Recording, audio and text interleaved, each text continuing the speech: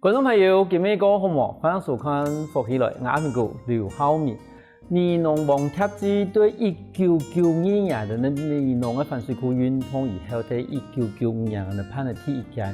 到今家已经差不多我有30年了。其实民农网贴子，它个人的规定讲，其实每一摆的发通的主题内容同啊一块土地人有鬼什么关系？你今日有想到喺我哋第24屆民农網貼子嘅發通嘅總策劃人，我哋呢總飛卷來到嚟現場，我哋愛提問看看嚟講，第一擺第24屆地擺，都係由乜嘅鬼上人嚟發通圖上，一擺嘅主題係乜嘅？我哋馬上歡迎你今日來賓飛卷來到嚟現場，飛卷好。主持人好，觀眾朋友大家好，我係來自關西嘅漢人飛卷。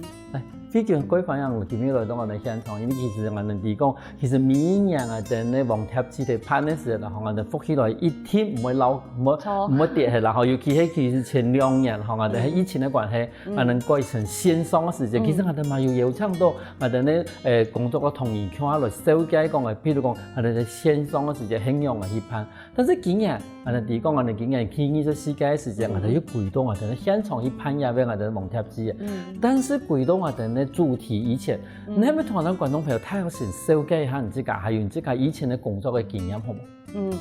我其實現在是住在應該說我的老家在埔里，雖然是從關西然後慢慢搬遷到埔里的客家人，但老家在埔里。那也過去也因為在2009年那時候就是莫拉克風災的關係，所以有機會到南部去工作。那也是因為過去也在南部讀書，在成大待了比較久。那畢業以後第一個工作就是災後的一個獨立報道人，所以有機會來到六龜美濃這一帶，那也是在那樣的機緣下認識了民農協進會愛鄉協進會，對這樣的一個團體一個組織。那因緣際會之下呢，就是2012年、13年都在協會裡面擔任工作人員。對，當時也是做一個生態聚落文化研究員的角色。那也是2013年，當時是18屆的黃蝶季，所以當時也是擔任了總召的一個角色，這樣。研究員也會工作，一般來講，譬如講我哋講實驗室的研究員，我哋都地睇又係做乜嘢？咁一般來講，你哋呢生態研究員係做乜嘅嘅工作內容？通常在一個 NGO 團體裡面的研究員比較跟我們知道什麼中研院的研究員比較不太一樣。那在組織裡面，因為美濃愛鄉協進會當時是因為反水庫運動開始起家的嘛，所以我們在環境議題、社會議題，甚至生態議題上面都有非常重要的一個琢磨跟努力。所以其實在當我們要去面對整個環境議題跟生態議題的時候，其實你一定要有相對應的研究。那包含是說我們怎麼樣去記錄過去的傳統文化，然後包含客家文化的這些田野調查訪談的記錄，那還有我們在生態的這些水環境議題的關注，然後研究等等。那包含最近我們也在針對食農議題去做一個政策的游說跟建議等等。那這些其實比較像是你要有一個 research 的能力。那在了解這些文獻，還有現在時下的一個狀況之後呢，再去針對政策做一些建議。對，那當然我們在前行的研究工作裡面，當然就包含很多的聚落訪談啊，然後以及去游說等等這些工作。其實它內容有點複雜，包羅萬象。對，但我現在也協助就是做組織的一個內部的研究，包含我們組織的策略啊，或者是說我們的組織培訓，以及我們在做這些組織活動，還有募款等等的工作。通常我哋對我哋節目一開始都有講咧，差唔多1995年的民農反水庫運動開始嘛，1994年的民農愛鄉協進會都成立嘅，1995年的民農嘅網貼子第一屆，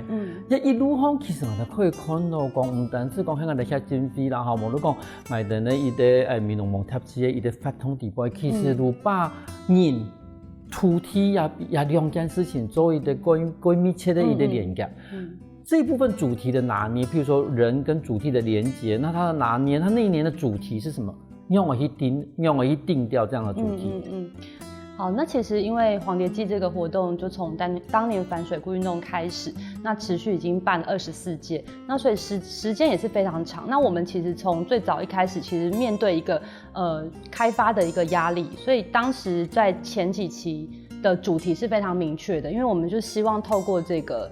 黄蝶季的活动的办理，然后开展出反水库运动的一个文化路线。那希望透过这个文化路线呢，能够去展演在美浓在地很重要的这些客家传统文化，以及希望邀请更多的决策者，他们有机会来到黄蝶翠谷，知道我们要保护下来的地方，它是生态是多么的重要。所以当然这样的一个活动在前几期就有非常强烈的一个议题诉求，就是希望可以守下这个自然的景观，然后希望这个翠谷的生物多样性这些主题能够持续下去。那希望就是反水库运动能够成功。那当然它有一个时间序上面的一个更替啦，就是在2000年当时政党轮替之后，其实反水库的这个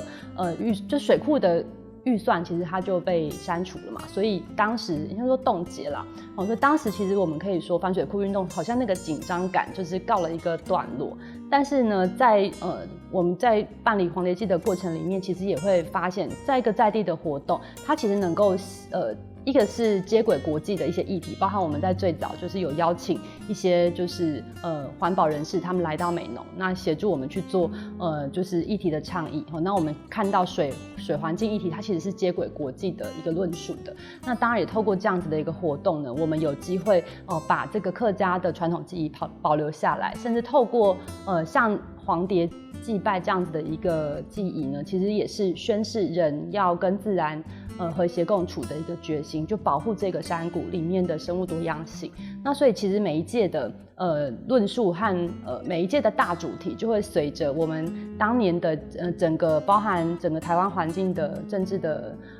风向啦，然后我们关注的议题的变化。那因为美浓爱乡协进会其实长期在关注生态啊、环境啊，那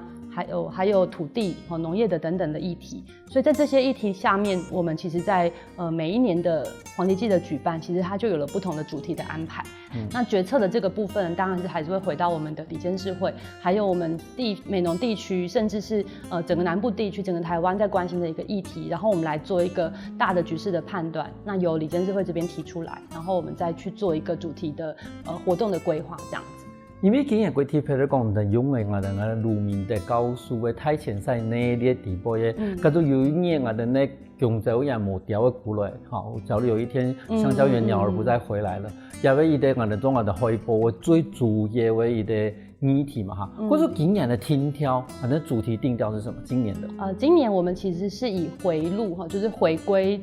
社群歸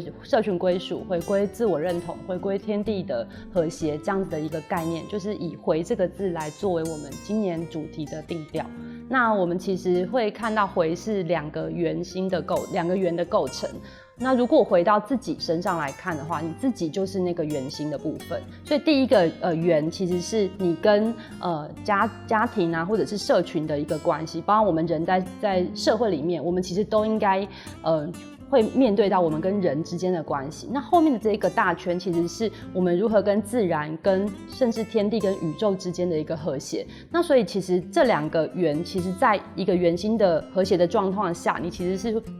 整個人是完整和和諧的。對，那這兩個圓其實左右來看的話，其實就是一個無限的符號。那我們其實也會認為說，人在自然的一個環境裡面，或人跟自然的關係，並不是一個有像金字塔一樣的一個高端的關係，而是人其實是鑲嵌在自然的網絡裡面的。所以我們在理解老師的一個創作的概念之後，我們會覺得說，其實它就蠻反映到我們在談有些美濃，我們目前在看到在地扎根的人，他其實本來也不見得是來自美濃的人。那包含我自己，那或者是說，我們說之前的我們黃蝶季的夥伴，就是一直他也是來自屏東。所以其實我們有看到越來越多的人，他其實喜歡這個地方，也喜歡跟這塊土地有了連結，然後那個歸屬感其實是從自己自主的選擇去建立出來的。那其實他們就創造了自己的一個回的路徑，甚至它就是一個自己的遷徙的一個概念。所以物種的遷徙其實最終會回到的就是一個他認為適合的棲地。那我們其實也認為說，在黄蝶翠谷，它不仅是一个生物的重要的栖地，它其实也是人的重要的栖地。那所以这样子的一个自主的选择下面回的一个路径呢，其实是我们在这一次的主题里面特别想要谈的。佢重要嘅地方，因為今日如果佢貼喺講就話有啲即係我哋講那松海一推連體嘅部分，有啲新嘅長體，當初我想到講，咦，睇一片攀岩嘅發通咯。其實最早的黃蝶季就是為了要談溪流的議題，我們要反水庫，所以在最早的祭點其實就是在雙溪這個地方，那旁邊就是雙溪熱帶樹木園這樣的一個區域。那後來其實大家慢慢的把這個河川的記憶從半天，然後延長到整天的活動，甚至我們現在看到2天的，甚至延長到2-3個月都帶狀的一個進行。所以其實那個場地我們始終沒有離開黃蝶翠谷，那只是說我們是在祭蝶的儀式上從一開始，在最早那一年是從河川，在這個河川裡面做祭蝶儀式，然後移到旁邊的森林這個地方來做。那一來當然也是考慮到，其實森林的整個場域和環境，生物的多樣性，而且也比較舒適啦。那所以在這個黃蝶翠谷裡面，其實都是我們過去其實在舉辦黃蝶季很重要的一個場地。那我們今年其實也是扣合着回的這個主題，所以把今年的祭蝶儀式又拉回到了這個水下邊，就跟我們的河川在一起，河流在一起，對。嗰時其實今年我哋20世紀黃蝶季唔單止講係講人歸到我哋自家呢啲地方，同時嘛幫我哋發通歸到我哋當初攀發通嘅地方。首先下我哋行下就話嗰度嗰精彩故事。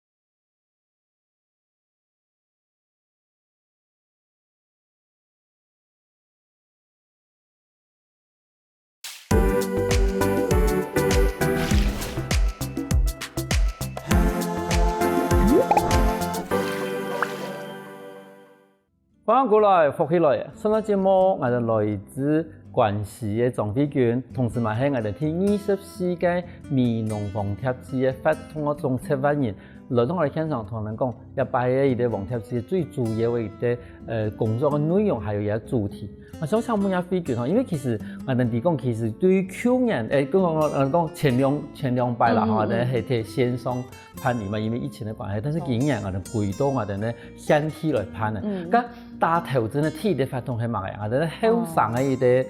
創作營，對，就是後生創作營。那其實這個過去因為在我們美濃黃蝶季的舉辦，很重要的就是在地培力這個部分。那我們過去其實辦蠻長時間，我們都會辦志工培訓。前2年開始呢，我們開始加入了在志工培訓這個部分，加入了創作的這個主題。那也是在前2年第一次辦創作營這樣子的一個概念。那在前2年的這樣的一個嘗試之後呢，其實我們發現透過文字、肢體還有音樂這3個分組，然後呢對於這樣子3個面向、3個領域的創作面向的人，那他們其實參與在裡面來，帶着創作的一個意圖和意念的想法，然後呢來跟這個土地學習，然後也跟彼此學習。那我覺得很重要的就是共創出來的東西其實非常的動人，因為我們常常覺得創作好像是非常個人的事情，但是在美濃的經驗裡面，我們發現有非常多都是共同的生命經驗，不論是你在土地上交工啊等等，其實在勞動經驗上或土地生活經驗裡面有非常多共同的部分。所以我們前2年辦的這個後生創作營，當時的震撼或者說我們感受到的那個感動，就餘波盪漾，一直延續到今年。那所以在今年一開始籌備黃蝶季的時候，說真的，我自己最期待就是在今年的後生創作營。那剛剛有提到說，其實前2年疫情的關係，我們開始減少了跟外界的接觸，所以大家也都是足不出戶。那所以我們透過線上的這個交流，其實也感受到大家好像沒有辦法感受到自己跟土地或跟人的連結。然後這也是為什麼在2年之後的這個今年的黃蝶季，我們特別提到回來的這個主題，因為當時的這些後生們，他們就提到說，其實他們真的不知道如何找一條回家的路。那這個回就變成了我們在今年創作營裡面非常重要的一個議題。我們如何創造一個這樣子的一個活動的方式，讓人可以回到自然裡面，那我们今年又刚好可以比较长时间的运用双溪热带树木园这个场地，所以就规划了5天4夜的实体课程。那在这之前，我们其实5月20号就已经让他们来到美浓跟我们见面，就是让他们先在一开始就先对这个环境有所了解，那认识美浓镇上的这些非常丰富的人文跟生态这样子的一个素材之后，然后我们后续也是规划了几场讲座，让这个创作的动能延续下去。那后面这个就是即将要举行的，就是7月8号到12号，总共有5天的时间，我们就会让他们进到森林里面。那我们今年比较特别，就是我们在延续去年的这个3组创作之外呢，我们加入了自然独处的环节。那因为在自然里面，通常大家会去大自然，可是你很少有机会在那样的环境完全的独处，甚至是在里面过夜。所以我们认为说，在这样子的一个经验里面，特别也邀请了一位自然引导员，他叫李厚聪山路，他也是也还喊宁，对，然后也是第一次参与我们这样子的一个活动，如何就是把创作跟自然体验的经验结合在一起，甚至在5天里面，可能他必须要能够透过这个非常深层的引导，然后跟感受自然的声音，感受到自己跟自己同在的这样子的一个经验，那也呈现在他用文字、音乐或者是肢体的一个创作上。那这样子的一个成果呢，其实就会在我们7月15号当天音乐会的第一个上场的节目，就是我们后生创作营他们共创出来的一个成果，总共有30分钟的时间这样子。因为谈好了，其實創作人唔單止係個創作人其實伊都等於講，人家前期嘅時候有幾多嘅一種體驗啦，無論一種真係認識美濃菜體嘅一個發動。但係講其實當初報名嘅時候，嘅錄取名單裡邊有幾多能夠保留嘅東西。嘿，伊咪講，一隻錄取嘅人的，可以一定提供人錄一片，係咪有準備某個東西，同時講錄一片可能會面臨到某個無窮樣嘅一個經驗咯。錯，我們今年的活動有非常連市集攤位都說到，我們又填了很多的那個表單，這樣，因為我們其實真的是很希望，這是一個準備好的相遇啦，對，那包含我們在準備這個活動的時候，也特別的規劃，像我剛剛說，在野外過夜的這樣的一個環節，那所以其實來的人他要有非常明確的心理準備，知道說我並不是要去參加一個享樂的營隊，我在這個過程裡面，我其實是希望透過跟自然很近的接觸，甚至你會去面對你自己內在的恐懼，因為我們剛剛提到，你要在森林裡面獨處，第一個你可能就會害怕黑暗，你可能會害怕孤獨，你可能會害怕周圍的聲音、動植物等等，那這些都是一個非常不一樣的一個生命經驗。那所以我們需要大家是做好準備，你是能夠願意放下某一些框架，然後你願意在這個過程裡面尋找你自己。那我覺得要有非常多的願意，他才有辦法共同合作出來。那我們其實跟我們這一次的創作導師，包含肢體的話，我們就邀請劉崇鳳，然後音樂的話就是黃偉傑，那文字的話是我下去，那還有我們剛剛提到自然引導員李厚聰，我們4位其實就會陪伴大家在5天4夜裡面。對我們來說，這個也是一個共創的過程，所以我會認為說，這是非常需要溝通跟準備好的。對，所以確實是層層的關卡。等於如果你今天來參加，我們來吃吃喝喝的啦。先把醜話說前頭，你都要在那邊哭着回去。是，而且還不是讓你吃好睡好。冇錯，冇。那其實一睇健康發通地方真係幾重要，因為其實我哋健康發通幾多，尤其係多數家是哪路有發通好參加，但是我哋冇一托人。好，我們講今天來一邊，因為講美濃冇去過哦，我們沒有去過美濃，我們去美濃5天4夜玩一玩，哈，去吃個板條。No， 不是，要深度，對。沒安尼哦，可是其實我真係都講清楚，哈，講清楚係咪係的，其實係真係我要認真去了解我的主題，認真去了解我的美濃，認真去了解人同土地的關係的問題。可是我們又可以對我的生物多樣性的一個體驗的一個課堂，其實在課堂後來還加開，是不是？對。應該講都在做我媽的事情，我變成這個課程不斷的有安口場。因為我自己覺得人是渴望自然的吧。其實我們自己在辦活動的經驗就會發現，通常这种自然体验的活动场次，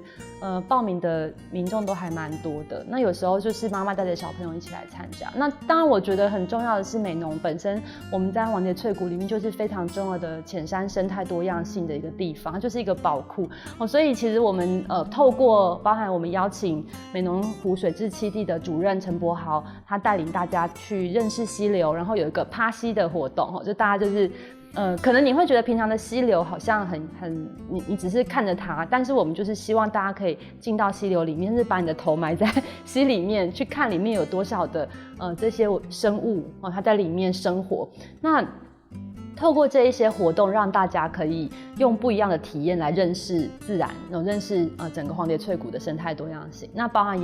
我们也有一个活动是实会森林实会这样子的一个活动的方式，就是最早其实是我们钟顺文老师他带领的就是带大家可以在自然里面呢去描绘出跟自然一样的颜色。那我们好像会觉得不是就是画水彩吗？没有，当你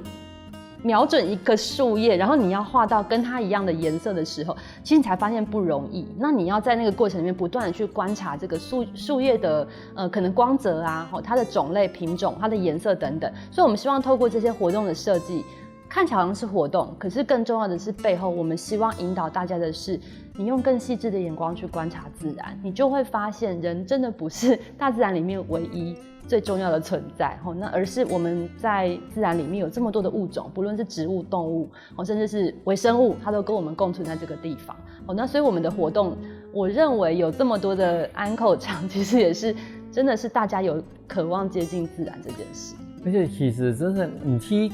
仔细去观察以后，你发现到讲，其实每一条树的都上重要。尤其每一条树的，应该讲重要一种树的，伊啲无重要的地方，总有一啲无重要，其实伊生出来的东西嘛无重要。不同的时间也都不一样。对嘛，你无重要。我跟你讲，你真的你把个重色的时候，你就发现讲，不是一抹绿色就可以代表一片树叶，其实上面有层层线线，甚至有黄色，甚至有从眼过以后，可能会有一些主观色。伊代表每一棵树的每一个树叶都会无穷的存在，也就像生命每一个生命都不一样。咁做到你就讲，其实头当人喺好上嘅，伊的创作样地位，伊要睇你的音乐会地位大调整嘛哈，睇到伊的如果显战相出，伊的这个为伊创作的作品。音乐会通常是办在什么时候我们今年是在下午3点到5点2个小时的时间那我们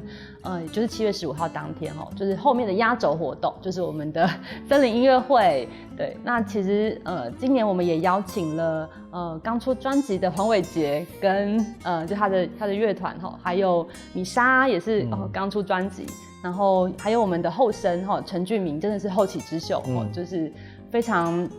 有音乐潜力的后生。然后呢，我们也邀请了附近的，就是我们旁边的山林的巴南花部落小学他们的鼓队非常热情洋溢的一个表演那这样子的一个活动呢，其实就规划成我们的音乐会的内容这样。可重要音乐会啦，其实谈到音乐会的阵容真的是已经金曲奖阵容了。但是以黄蝶季来讲的话，举办音乐会它最主要的一个功能是什么？其实最早我们在反水库运动如果拉回这个历史来谈大家一定不会错过，就是我们的金曲歌王林生祥大哥那生祥老师的跟交工乐队在过去其实从传统的民谣，然后到他们自己走出一条创新的道路，那甚至他也在这个歌曲的音乐的这个路线其实我觉得他带给我们不同的方式去认识美浓，认识包含我们在谈的这些农业的议题啊、环境的议题等等。那这样的一个传统，其实它也就慢慢的影响到后生晚辈啦。那后面我们就也发现说，其实这个民谣的文化一直在美浓传承下去。那包含伟杰那俊明这一些后生都是有这样子的一个系统的传承。当然他们有他们自己非常创新和独特的曲风，但是我们也一直看到音乐它透过不同的面向，它其实在呈现一个过去的不论是客家文化或者是它新的这个民谣这样子的一个精神那其实跟我们的议题结合在一起。所以我们一直觉得在美浓这个民谣是非常重要的一个传承这样。就是我们从以做起在那神像以这个也故事也要嗰個都係反映到人社會嘅問題啦。無如講其實有人強人嘅心情，都更加其實唔講喺維節來講，居民來講嘛，其實已經反映到嗰我哋相對人強人嘅想法嘅東西。同時後來嘛，同佢講有唱到我哋嘅巴南話。等啲人做面其實簡單話嘅，也俾黃貼紙嘅，啲鬼態嘅，啲發動地位，其實我都發現到講音樂一件事情喺黃貼紙地位嘛變成咗鬼重要嘅元素。對，嗰個其實我哋喺20世紀黃貼紙為鬼多嘅故事哦，下一堂節目我哋馬上過來，冇錯喎。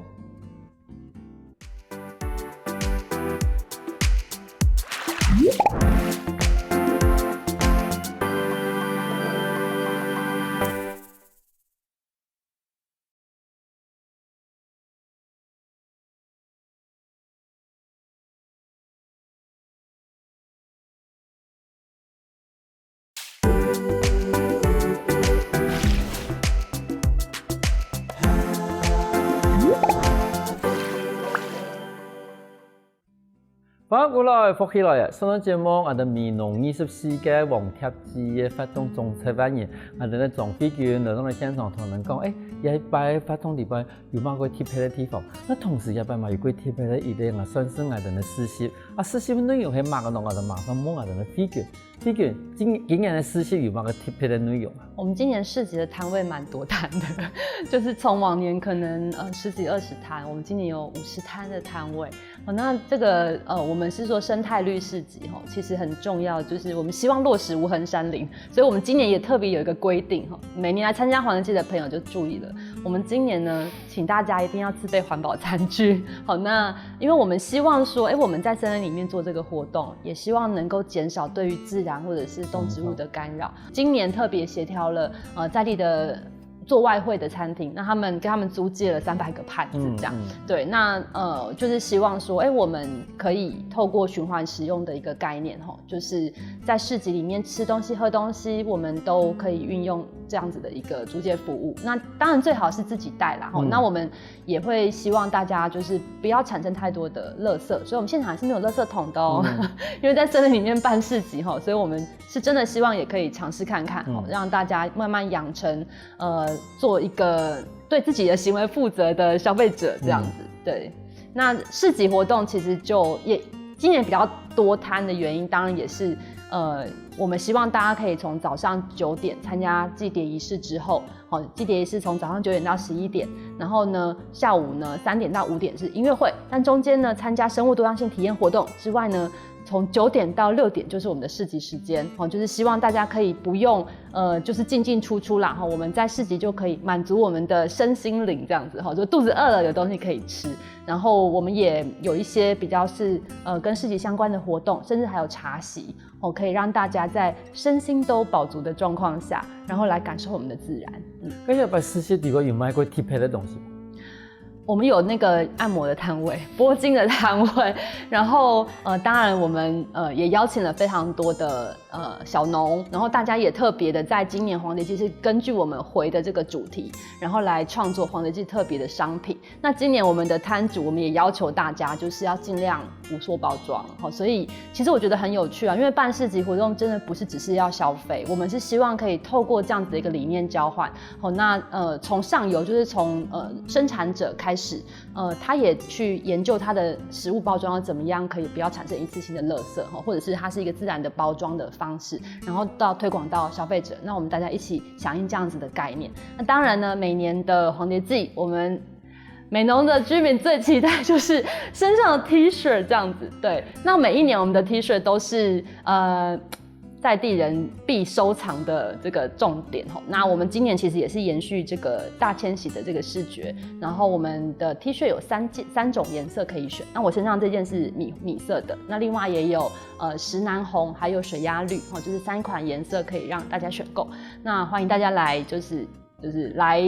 帶一件紀念 T 恤走。那我們今年也有跟在地的釀酒廠花咲合作，那我們生產的是蜂蜜氣泡花酵酒，還有這個是百香果的氣泡酒，那這都是原物料都是從我們在地產生的這樣子。對，所以也非常期待大家可以來這邊可以聽音樂啊，然後因為天氣熱嘛，我們就可以喝個啤酒來消暑。喝完之後呢，這個罐子一定要回收給我們，因為這個還是可以消毒再运用的。那我们希望说，在整个消费的逻辑里面，我们都能够是一个循环的一个概念，不是一个过去线性的消耗这样子的一个设计。因为其实我哋提供人哋拍饭拖，其每年拍的饭拖内容冇同噶嘛，但是我哋提供，伊迄人哋拍的床梯啦，某个东西，已经除了人台我哋讲我哋民农爱用下经济以外，其实还有几多 NGO 组织啦，甚至政府单位，让它变成人的一个工作伙伴。而且部分係咪同人廣東嘅社會嘅，人哋彼此嘅分工啦，我講，人哋很用係一種合作嘅用嘅，好冇？好，其实我认为在从以前到现在 ，NGO 跟公部门跟民众的关系其实是慢慢的在改变，然后过去其实比较权威式的管理方法，现在已经不流行了，就是逐渐松动。NGO 有机会在有更多的场合、更多的平台，可以跟公部门来做一个更平等的对话。在一些公共政策开始之前就参与讨论，然后把自己的意见表达出来。那我们在去年也开始也跟屏东领管处他们开始有一个保安林的共管的这样的一个计划，所以那个保安林就是自然保育保安林，它其实也就是我们现在所说的双栖热带树木园的范围之一。那因此呢，透过这个共管计划，我们有机会可以更积极的去运用这个地方，甚至去保育它。那所以今年黄蝶季的场地呢，我们就是在这个双栖热带树木园里面举办，也是因为有这样子的一个公私协力的关系，让我们可以更多的施展，让我们在活动设计上其实也可以有更多人可以参与进来，那认识这个保安林，同时也看到。透过这样的一个过程，我们也看到公司协力合作的一个成果。那这个是跟公部门的关系的部分。那另外，其实因为美浓黄蝶季真的是每一年半都是非常大的社区动员，那包含奇美9乡镇的伙伴都会参与进来，然后所以跟我们很近的，当然像我们说奇美社区大学啊、中里和纪念馆的这些伙伴，那还有呢就是社区的像广林社区发展协会这些伙伴，其实大家都会在这个举办活动的过程里面，其实大规模的动员起来，甚至我们在交通指挥方面，我们还请救难协会来协助。那包含农会、区公所等等，其实它不是一个单一的单位，然后透过一个公关公司的委托去举办的一个大型嘉年华式的活动，而是透过这样子长时间的合作默契的培养，然后大家很多的我们所谓的交工啦，就是你来协助我的活动，或者是我来跟你商借器材等等。其实透过这样子的一个过程，就好像我们重新把过去农业社会的这种交工的形态，然后创造了一个新型的新的交工形态，就是在我们在做活动的举办上。那我们其实透过这样的一个方式，其实也长期的在卷动在地的社区动能。那也透过志工培训的方式，因为我们需要很多的人力，那真的不是说你花钱请人，而是说我们非常重视怎么样把我们的工作的经验，还有我们所重视的这一些议题的重点和环境的伦理等等的观念，其实传承下去。透过一起工作，它就是一个很好的传承的方式。所以我们也会招募大量的志工来协助我们的工作。那整个黄蝶季就是一个可能像我们今年其实从4月份就开始动员，开始不断的在过程里面培养这个合作的默契，就这样子滚动起来，一直到